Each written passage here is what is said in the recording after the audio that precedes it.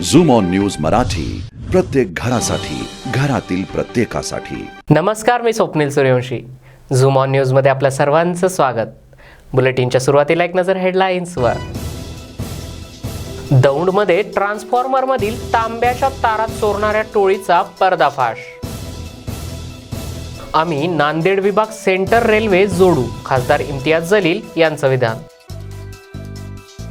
अजित पवारांच्या विरोधामुळे petrol diesel स्वस्त झालं नाही, चंद्रकांत पाटील यांचं विधान।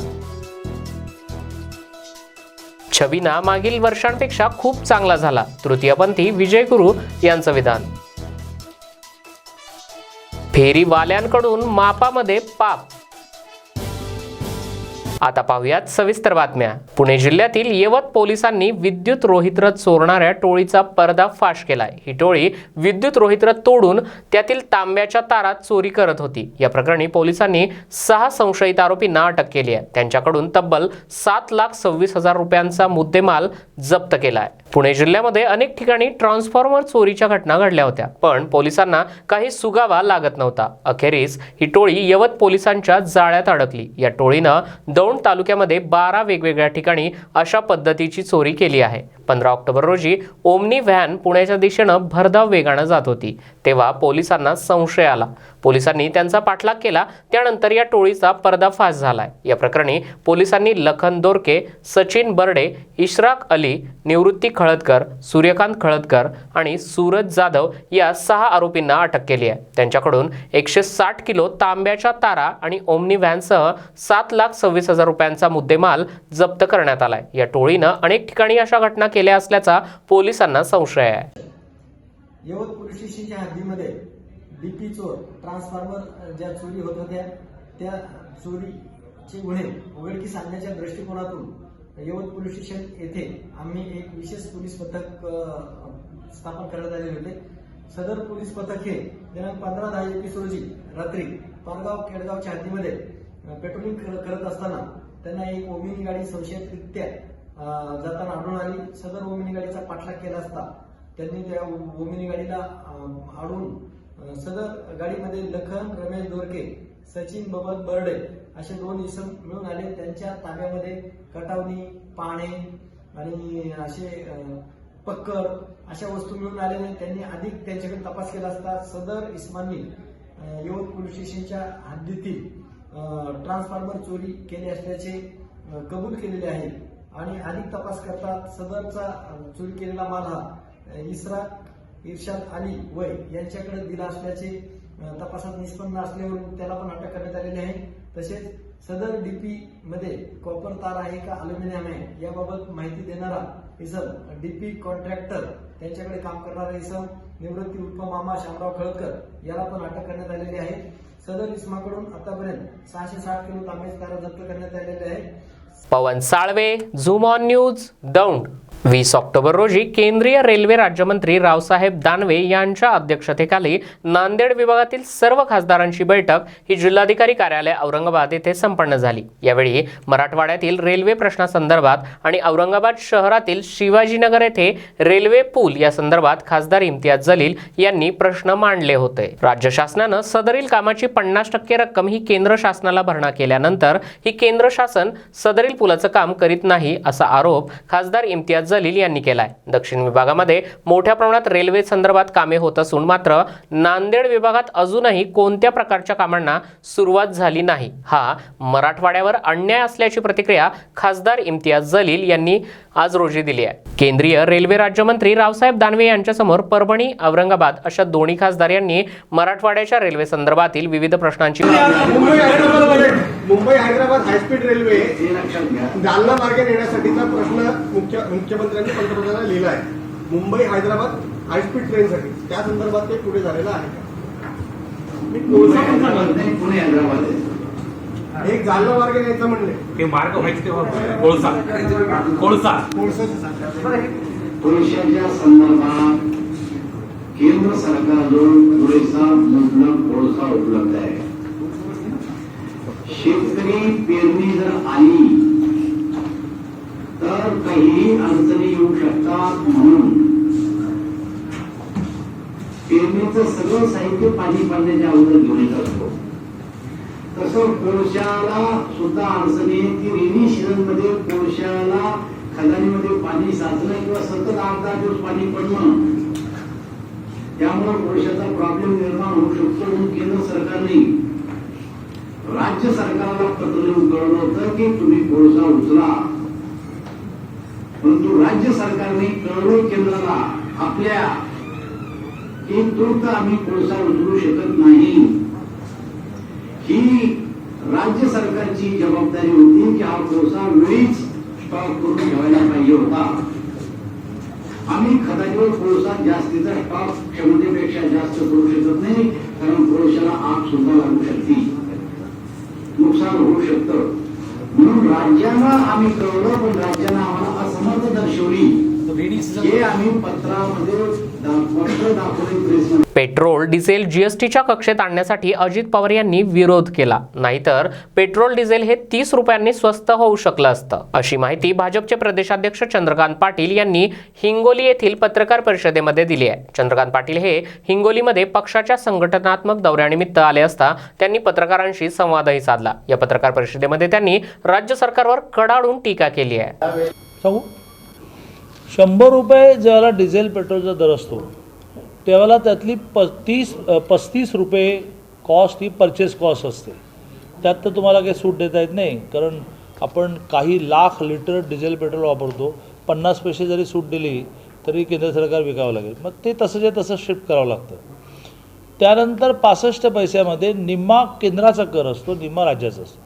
केंद्राच्या करामधून काय काय वजा होतं तर हे क्रूड असतं, कच्चं असतं ऑइल, ते फिनिश करणं, मग देशभरामध्ये ते पोचवणं, देशभराच्या डिस्ट्रीब्युटर आणि डीलरचं कमिशन देणं, हे सगळं केंद्राच्या 35 रुपयात येतं. राज्याच्या 35 रुपयात काहीच येत नाही, काही येत नाही.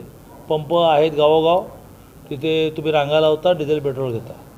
मग तुम्ही मला एक सांगा की 35 रुपये परचेस कॉस्ट गेली, उरलेल्या 65मध्ये 32.5 रुपये दोघांना मिळाले. केंद्राच्या 32.5मधून 20-22 रुपये खर्च झाले, राज्याच्या 32.5मधून काहीच खर्च नाही झाले. तर राज्याने कमी करायचं, जसे गुजरातने केले, गोव्याने केले, ते BJPत नाही तर काँग्रेसच्या छत्तीसगडने केले. त्यामुळे तिथे पेट्रोल डिझेल हे 20-30 रुपयांनी कमी आहे. बरं, केंद्रीय अर्थमंत्री निर्मला सीतारामन हा प्रस्ताव मांडला की एकच वस्तू आता GSTच्या बाहेर राहिली, पेट्रोल डिझेल. ती GSTत घेतली की ताबडतोब 30 रुपयाने डिझेल पेट्रोल कमी होईल. किती? 30 रुपयाने. का विरोध केला अजित पवार? तुम्हाला हा आयता 32.5 रुपयाचा मलिदा हवा म्हणून विरोध केला ना तुम्ही. मग लोकांची काळजी तुम्हाला असेल तर तुम्ही डिझेल पेट्रोल GSTमध्ये जाऊ द्या. सप्तशृंग गडावरील छबिना यावर्षी खूप उत्साहात झाला. तृतीयपंथी विजय गुरु यांनी आपल्या भावना व्यक्त केल्या. यांनी व्यक्त केलेलं मत हे 20 ऑक्टोबर आणि 21ला कोजागिरी पौर्णिमेनिमित्त नजर कार्यक्रम संपल्यानंतर हे मत व्यक्त केलं. या वेळेला छबिना उत्सव कसा पार पडला असून मागील वर्षापेक्षा यावर्षी चांगला छबिना निघाल्याचं तृतीयपंथी विजय गुरु यांनी यावेळी सांगितलं. आपल्यासोबत विजय गुरु आहेत. गुरुजी, किंवा काय सांगाल तुम्ही आता छबिनाबद्दल? आणि नाही आमचे करोनाच्या नंतर, आमच्या 2 वर्षानंतर सप्तशृंगी गडावर छबिना झाला. गेल्या वर्षी पण झाला होता, यावर्षी पण झाला, पण तेवढ्या उत्सवात यावर्षी जास्त उत्सवात झाला. ज्याप्रमाणे आम्ही मानलं पण नव्हतं त्याप्रमाणे लोकांचा प्रतिसाद नव्हता. देवस्थानाचं पण व्यवस्थित होतं, तिथं व्यवस्थित झाला छबिना. दोन्ही टायमाच्या छबिन्या निघाल्या. आमची लिमची पूजा असते, लिमची पूजा झाली देवीच्या, सगळं व्यवस्थित झालं. आता गुरुजी सर्व करोना लवकर करोना जाऊ दे, सगळ्यांची आल्याला पण होती, सगळी दूर हो दे.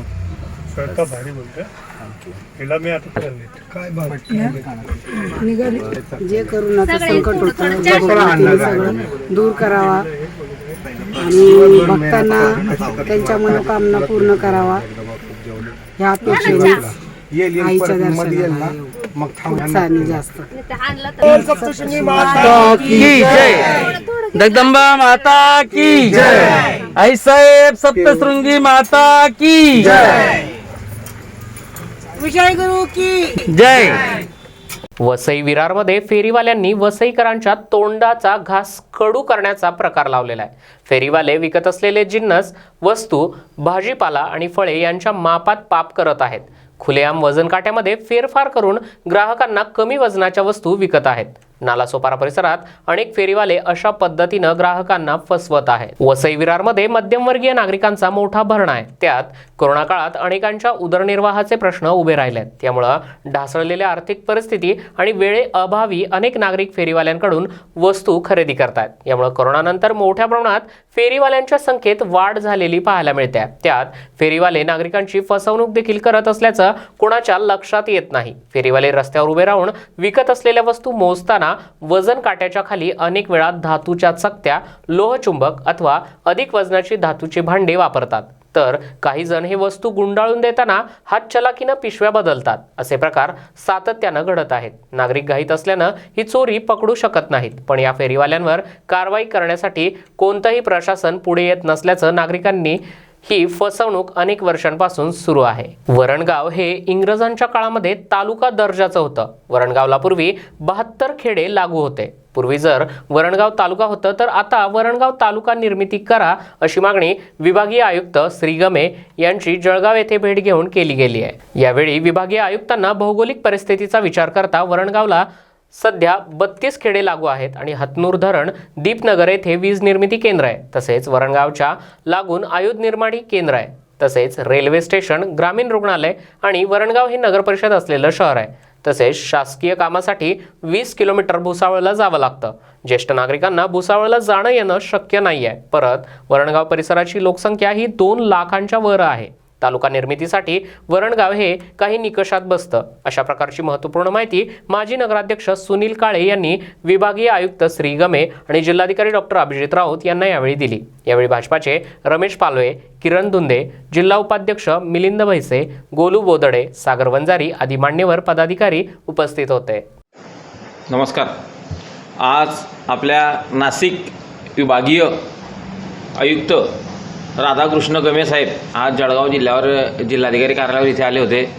मी आज आपले वरणगाव परिसर हा जो आहे हा पूर्वी इंग्रज राजवटीमध्ये तालुका होता आणि त्याचा एक आधार घेतला की पूर्वी जर हा वरणगाव तालुका होता तर मग आतासुद्धा तालुका झाला पाहिजे अशा प्रकारची मागणी भारतीय जनता पार्टीच्या माध्यमातून आज विभागीय आयुक्त आदरणीय राधाकृष्ण गमे साहेब यांच्याकडे इथे विवाहित प्रस्ताव हा जो प्रस्ताव होता आहे या प्रस्तावाचा पूर्ण एक सट काढून सन एक जे आपल्याला लागतात त्या आधारावर जे नियम जे आहे त्या नियमानुसार प्रस्ताव कसा तयार केला जातो याच्या संदर्भामध्ये पूर्ण प्रस्ताव त्या माध्यमातून तयार केला. महसूलकडनं आपल्याला तिची माहिती घेतली आणि वरणगाव हा तालुका झाला पाहिजे अशा प्रकारची मागणी आज मी भारतीय जनता पार्टीच्या वतीनं आम्ही ते सर्व कार्यकर्त्यांनी इथे केलेली आहे. आम्ही विभागीय आयुक्त साहेबांना पटवून दिलं की वरणगाव हे पूर्वीच्या काळी इंग्रज काळामध्ये तालुक्याचं गाव होतं. वरणगावला लागून ऑर्डन्स फॅक्टरी आहे, वरणगावला लागून हतनूर धरण आहे, वरणगावला लागून दीपनगर वीज निर्मिती केंद्र आहे. 32 खेडे या वरणगाव शहराला लागून आहे. वरणगाव शहराची लोकसंख्या 50,000च्या वर आहे. आमच्या वरणगाव परिसराची लोकसंख्या 2 लाखाच्या वरती आहे. त्याकरता वरणगावच्या माझ्या नागरिकांना, माझ्या माता भगिनींना शासकीय कामकाजासाठी 15 ते 20 किलोमीटरचं अंतर भुसावळला जावं लागते. ज्येष्ठ नागरिकांना हे परवडत नाही आहे. मात्र या पद्धतीमध्ये आम्हाला वरणगाव हा स्वतंत्र तालुक्याची निर्मिती झाली पाहिजे अशा प्रकारची मागणी आम्ही भारतीय जनता पार्टीच्या माध्यमातून याच्यामध्ये केली. अनेक प्रकारे विभागीय आयुक्त साहेबांनी की बुवा हे तालुका निर्मिती का झाली पाहिजे अशा प्रकारचे त्यांनी विचारणा केली. त्यांना संपूर्ण पटवून दिलं, महसुली क्षेत्र पटवून दिलं. त्यानंतर जे काही आहे याचं माहिती वरणगाव शहर आणि परिसराची वरणगाव नगरपालिका झालेली आहे ते एक मुद्दा पटवून दिला. त्यानंतर हे ज्या मुद्दे जे आहे ते मुद्दे अनेक चांगल्या प्रकारचे त्या माध्यमातून ज्यात पटवून दिले. ग्रामीण रुग्णालय, त्यानंतर इथे पोलीस स्टेशन आहे, अशा अनेक प्रकारच्या बाजू ज्या आहे त्या माननीय विभागीय आयुक्त साहेबांनी इथे पटवून दिल्या. जो प्रस्ताव जो आहे तो विवाहित नमुन्याचा प्रस्ताव मी आज माननीय विभागीय आयुक्त राधाकृष्ण गमे साहेब आणि या जळगाव जिल्ह्याचे जिल्हाधिकारी सन्माननीय अभिजित राऊत साहेब यांच्याकडे इथे सादर केलेला आहे. मला आशा आहे की हे काम जे आहे अत्यंत अवघड आहे, पण तरीही आमची मागणी आहे भारतीय जनता पार्टीची आणि आपल्या सर्वांना वरणगावकरांना माहिती आहे की जो विषय आम्ही हातात घेतला तो विषय तडीच नेल्याशिवाय आम्ही त्या माध्यमातून राहत नाही. त्याकरता या वरणगाव तालुका निर्मितीसाठी आंदोलनं करण्याची गरज पडली तरी चालेल. आम्ही एक मोठ्या स्वरूपाचा लढा भारतीय जनता पार्टीच्या माध्यमातून उभारणार आहोत. आमच्या वरणगावकरांचा सन्मान, वरणगाव परिसरातील माझ्या नागरिकांना शेतीचे व्यवहार करण्यासाठी बोदोडला जावं लागते म्हणजे अशा प्रकारचा आमचं विभागती त्या माध्यमातून झाली आहे. आहे. औरंगाबादपासून बोर्डीपर्यंत हातनूर धरण आहे.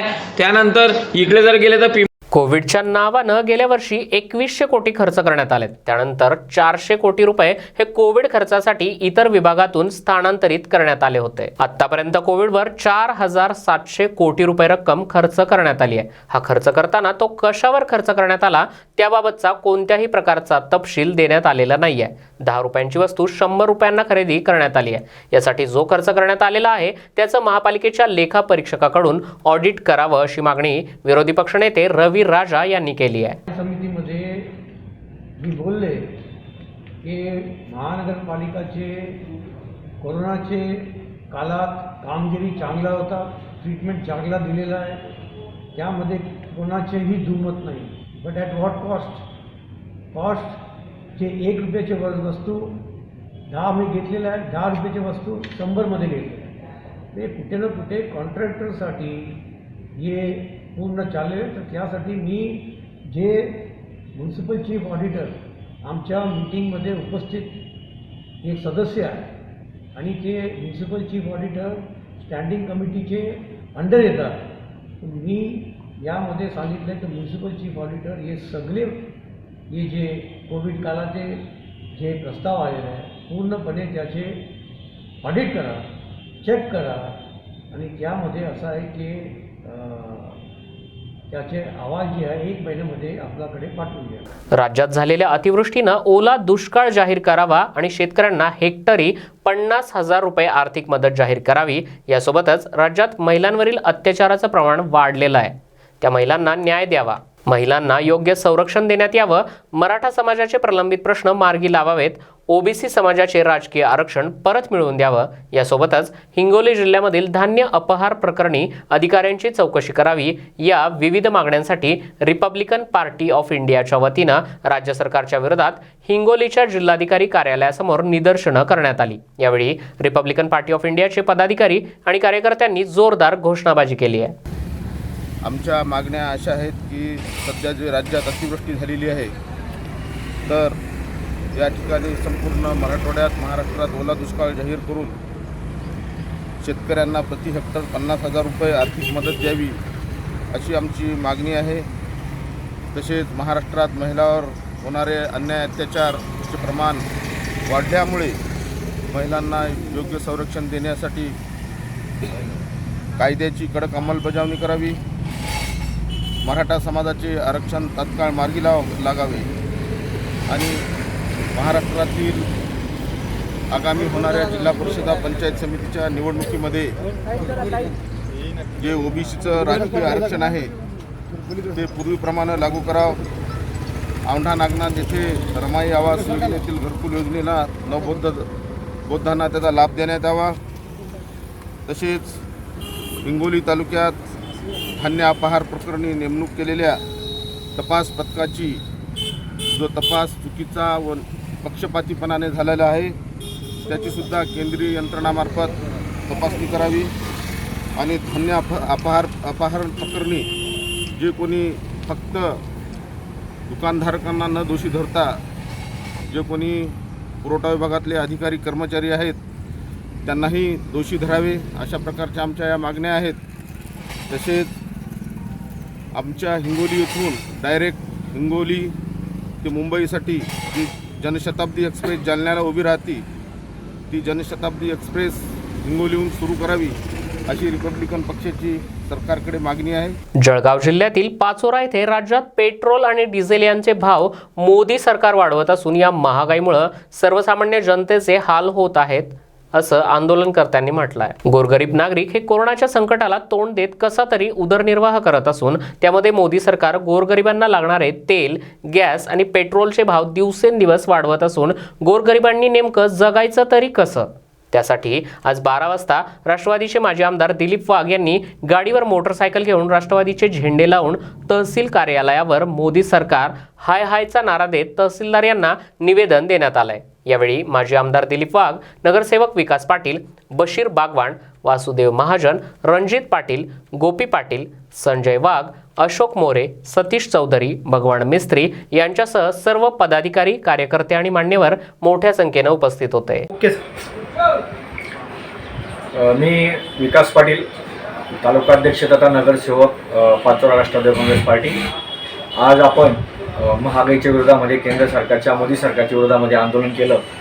त्या आंदोलनामध्ये आपण आज लोटगाडीवरती मोटरसायकल, त्याच्या बाजूला गॅस सिलेंडर त्या ठिकाणी ठेवलं होतं आणि सरळ ती लोटगाडी आपण रॅलीच्या स्वरूपामध्ये त्या छत्रपती शिवाजी महाराज चौकातून आपण तहसीलदारांना निवेदन दिलं. महागाईचा भडका खरं तर इतका मोठ्या पद्धतीने या देशामध्ये उडालेला आहे. ते पेट्रोलचे दाम 112 ते 113 रुपये झालेले आहेत. डिझेलचे दाम 102 रुपयापर्यंत पोहोचले आहेत. गॅस सिलेंडर 1000 रुपयाच्या आजूबाजूला कुठेतरी आहे. त्याच्यानंतर गोडे तेलाचा भाव इतका प्रचंड वाढलेला आहे. त्याच्यामुळे सामान्य माणसाला सगळीकडून मुस्कटदाबी होते. आज असं देशामध्ये असं वातावरण आहे की सर्वसामान्य माणसांनी, शेतकरी, गरीब, मजूर यांनी जगावं की मरावं असा प्रश्न पडलेला आहे. एका बाजूला हे सरकार अदानी रॅम्बॉलला सगळा देश विकून टाकण्या मागे लागला आहे, तर दुसऱ्या बाजूला हे सरकार गरिबांच्या पोटाचं जे काही जाणारं अन्न आहे, जीवनावश्यक वस्तू आहेत त्या सुद्धा हिसकून घेण्याच्या तयारीत आहे. त्याच्यामुळे या देशामध्ये भविष्यामध्ये अराजक माजतं की का अशा पद्धतीने सरकार या ठिकाणी चाललेलं आहे. परंतु या ठिकाणी मला मोदी सरकार एकीकडं भाजपनं राज्यातील महाविकास आघाडी सरकार आणि त्यातील मंत्र्यांना विविध मुद्द्यांवरून घेरलेलं असतानाच आता राष्ट्रवादी काँग्रेसमधीलच एका वरिष्ठ पदाधिकाऱ्यानं देखील क्लस्टर योजनेवरून सरकारला घरचा आहेर दिलाय. सरकार आमचं असलं तरी वेळ पडल्यास आम्ही त्यांच्या विरोधात 2 हात करू असा इशारा राष्ट्रवादी काँग्रेसचे उपाध्यक्ष प्रमोद हिंदूराव यांनी देऊन त्यांनी एक प्रकारे सरकारला घरचा आहेर दिलाय. कल्याणमध्ये येत्या काही दिवसात राष्ट्रवादी काँग्रेसचे विविध मंत्री आणि नेत्यांचा दौरा आयोजित करण्यात आलाय. त्याबाबत माहिती देण्यासाठी आयोजित पत्रकार परिषदेमध्ये प्रमोद हिंदूराव यांनी क्लस्टर योजनेवरून चक्क आपल्याच सरकारविरोधात दंड ठोपटल्याचं दिसून येत आहे. राष्ट्रवादी काँग्रेस पक्षाचे अध्यक्ष आदरणीय जयंत पाटील साहेब यांचा राष्ट्रवादी परिवार संवाद यात्रा या ठिकाणी सुरू झालेली आहे. 23 तारखेपासून 23, 24, 25ला त्यांचा कल्याणमध्ये दौरा आहे. 23 तारखेला मुरबाड, कल्याण, शहापूर आणि अंबरनाथ, उल्हासनगर असा दौरा आहे. पक्ष बांधणीसाठी आम्ही प्रयत्न करत आहोत. त्याचबरोबर निरनिराळे प्रश्न आहेत पालघर आणि ठाणे जिल्ह्याचे. विशेष करून या परिसरातला आमचा शेतकऱ्यांचा इश्यू आहे. 35 सेक्शन कायदा रद्द झाला पाहिजे.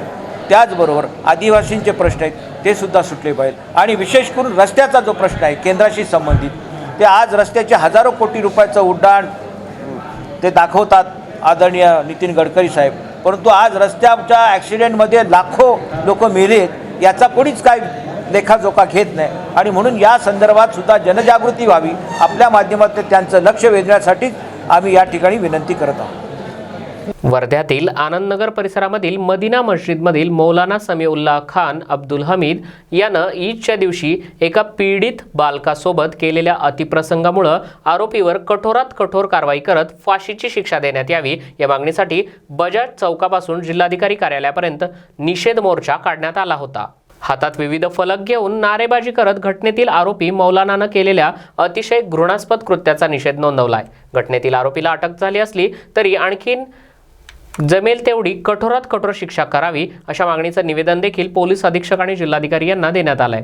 आरवी नाका परिसरातील मदिना मस्जिद येथे मौलाना पदावर कार्यरत आहेत. 11 दिवसापासून सतत तो बालकावर अत्याचार करत होता. शिवाय कोणालाही सांगितल्यास मारण्याची धमकी देत होता. अखेर ईदच्या दिवशी घटना उघडकीस आली आणि 20 ऑक्टोबरला संपूर्ण मुस्लिम बांधवांनी निषेध मोर्चा काढत आरोपीवर कठोरात कठोर कारवाईची मागणी केली आहे. तो ये एक जाहिर निषेध है. कोई एक व्यक्ति जो आरवी नाका की मस्जिद का एक इमाम है, समीउल्लाह हमीदुल्लाह खान करके, आनंद नगर का निवासी है, और उसने एक शर्मनाक कृत्य को अंजाम दिया है जो पूरी मानवता के लिए, चाहे वो किसी जाति का हो, चाहे किसी भी धर्म का हो, किसी भी समुदाय का हो, उसने एक 5 साल के छोटे मासूम बच्चे के साथ में व्यभिचार करने की कोशिश की है. उसको अटक ऑलरेडी कर लिया गया है और उसका गुनाह भी सिद्ध हो चुका है. कोशिश कर लिया है और इसका जो है अपराध भी सिद्ध हो गया है.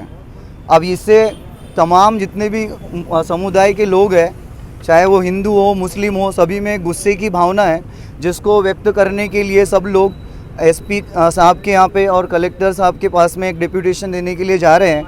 अभी हम लोग इसलिए यहाँ पर जा रहे हैं क्योंकि इस तरह के अपराध को जो है ये अंकुश लगना चाहिए, क्योंकि ये चाहे कोई भी धर्म हो और ख़ास करके इस्लाम धर्म इस चीज़ को कभी भी एक्सेप्ट नहीं करता है कि किसी रेपिस्ट के सपोर्ट में आए किसी रेपिस्ट का बचाव करें। हमारी तीव्र इच्छा ये है कि इस आरोपी को या इस तरह का कोई भी आरोपी अगर फ्यूचर में इस तरह का कोई भी भविष्य में भी अगर कोई इस तरह के कृत्य को अंजाम देता है तो उसके खिलाफ कड़ी से कड़ी कार्रवाई की जाए, यहाँ तक कि उसको फांसी भी अगर दी जाए तो ये कम होंगी, इससे अलावा और कोई बड़ी सज़ा होंगी। इसके बाद में भी उस व्यक्ति का सामाजिक तौर पे बहिष्कार कर दिया जाएगा। उसको किसी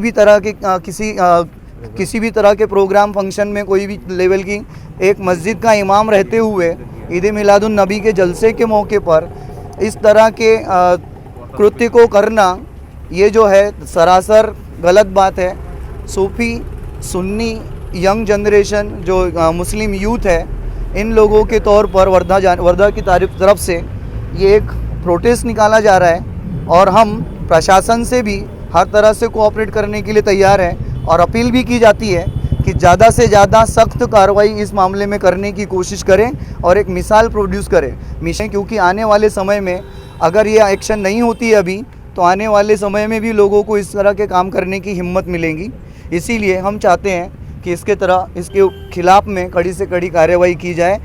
वर्धा वासियों की तरफ से एक डिमांड है, चाहे वो हिंदू है, मुस्लिम है, सभी धर्मों के लोग ये चाहते हैं की इस व्यक्ती के खिलाफ सख्त से सख्त कार्यवाही की जाए। कोरोनाच्या दुसऱ्या लाटेनंतर मराठी नाट्यप्रेमींकडून नाट्यगृह उघडण्याची वाट पाहिली जात असतानाच आता ठाणे महापालिकेच्या लेट लतीफ कारभारामुळे गडकरी रंगायतनमध्ये नाटकाची 22 ऑक्टोबरला तिसरी घंटा वाजणारच नाही अशी टीका भाजपाचे आमदार आणि जिल्हाध्यक्ष निरंजन डावखरे यांनी केली आहे। राज्य सरकारने कोरोनाचे निर्बंध शिथिल केल्यानंतर 22 ऑक्टोबर पासून राज्यातील नाट्यगृहे आणि मल्टीप्लेक्स पुन्हा सुरू होत आहेत। त्यामुळे मराठी नाट्यरसिकांना पुन्हा एकदा नाटक पाहण्याची ओढ निर्माण झाली आहे। ठाणे शहराचं सांस्कृतिक प्रतीक म्हणून गडकरी रंगायतनची विशेष ओळख आहे। ठाणेकरांची नाटक पाहण्यासाठी पहिली पसंती ही गडकरी रंगायतनलाच असते। मात्र आता नाट्यगृह सुरू होत असतानाच गडकरी रंगायतनचा पडदा महिनाभर उघडणार नाहीये आणि तिसरी घंटाही वाजणार नाहीये।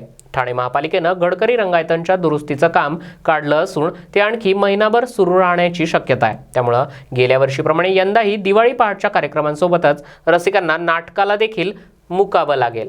राज्य शासनाने 22 तारखेपासून नाट्यगृह सुरू करा असे आदेश जरी काढले असतील तरी ठाण्याचा जो मान आहे, जो सन्मान आहे, ते गडकरी रंगायतनचं अजूनही दुरुस्तीचं काम हे पूर्ण झालं नाही आणि त्याच्यामुळे या गडकरी रंगायतनमध्ये दिवाळीपर्यंत तिसरी घंटा वाजेल का हा प्रश्न आज सर्वसामान्य ठाणेकर विचारतोय आणि मराठी नाटककार किंवा मराठी कलाकारांसाठी फक्त खोटं पुळका आणणारे सत्ताधारी या संदर्भातले पावलं उचलतील का आणि खऱ्या अर्थाने हे गडकरी रंगायतन लवकरात लवकर ठाणेकरांना भेटेल का हा प्रश्न सर्वसामान्य ठाणेकर विचारतो। कोरोनामुळे बंद असलेल्या नाट्यगृहाचे दरवाजे उघडण्याची प्रेक्षक आणि कलाकारांना प्रतीक्षा होती। मात्र राज्य शासनाकडून परवानगी मिळत नसल्याने नाट्यगृह सुरू होत नसल्याची खंत होती। कोरोना रुग्णांची संख्या कमी झाल्याने राज्य सरकारने 22 ऑक्टोबर पासून नाट्यगृह सुरू करण्याची परवानगी दिली आहे। या पार्श्वभूमीवर नाट्यगृहाची दारे शुक्रवारपासून उघडणार आहेत आणि कल्याणमधील महापालिकेचे आचार्य अत्रे रंगमंदिर आणि डोंबिवली येथील सावित्रीबाई फुले रंगमंदिर ही दोन्ही नाट्यगृह 22 ऑक्टोबर पासून सुरू होणार आहेत। राज्य सरकारच्या सूचनेनुसार केवळ 50% क्षमतेने ही नाट्यगृह सुरू केली जाणार आहेत। या दोन्ही नाट्यगृहांमध्ये महापालिका प्रशासनाकडून साफसफाई, निर्जंतुकीकरण, देखभाल दुरुस्तीचं काम युद्धपातळीवर सुरू आहे। शनिवारी 23 ऑक्टोबर रोजी प्रसिद्ध अभिनेते प्रशांत दामले यांच्या एका लग्नाची पुढची गोष्ट या नाटकाचा प्रयोग डोंबिवलीमधील सावित्रीबाई फुले नाट्यगृहामध्ये रंगणार आहे। 1.5 वर्षानंतर सुरू होणाऱ्या नाट्यगृहाच्या उद्घाटनासाठी पालिका प्रशासनाकडून तयारीची लगबग सुरू असून कोरोना नंतरच्या पहिल्या प्रयोगाचा मान हा डोंबिवली शहराला मिळणार आहे। या नाटकाच्या तिकिटाची विक्री सुरू झाली असून या तिकीट विक्रीला देखील उदंडाचा प्रतिसाद मिळाल्याचा नाट्यगृह प्रशासनाकडून सांगण्यात आलं आहे। नाट्यगृह आता आपला पहिला प्रयोग शनिवारपासून सुरू होत आहे। त्याच्यासाठी आता आपण दोन्ही नाट्यगृह आपले कल्याण आणि डोंबिवलीतले सावित्रीबाई नाट्यगृह इथे संपूर्ण परिसर साफसफाई, सॅनिटायझेशन करून घेतलेलं आहे आणि प्लस 50% आसन व्यवस्था असल्यामुळे एक खुर्ची आड आपण व्यवस्था केलेला आहे आणि जे प्रेक्षक येतील त्यांच्यासाठी आपण थर्मोमीटर आणि प्लस सॅनिटायझेशनची सुविधा तिथे केलेल्या आहे। काय आव्हान करा आता करोनाचे नियम पाळून आपण नाटकाचा आस्वाद घ्यावा ही विनंती. केंद्रातील भारतीय जनता पार्टीचं सरकार हे सरकारी स्वायत्त संस्थांचा गैरवापर करून लोकशाही चिरडण्याचा प्रयत्न करत आहे असा काहींनी आरोप केलाय. तसेच भारतीय जनता पार्टीचा जनाधार असं म्हणणं म्हणजे केवळ नौटंकी असल्याचा आरोप महाराष्ट्र राज्याचे महसूल मंत्री बाळासाहेब थोरात यांनी केलाय. एक आहे की आता उत्तर प्रदेशमध्ये काम करतायत, त्या काँग्रेस पक्षाच्या अखिल भारतीय काँग्रेस पक्षाच्या सरचिटणीस आहे आणि उत्तर प्रदेश पूर्णपणे त्यांच्याकडे आता कामासाठी आहे.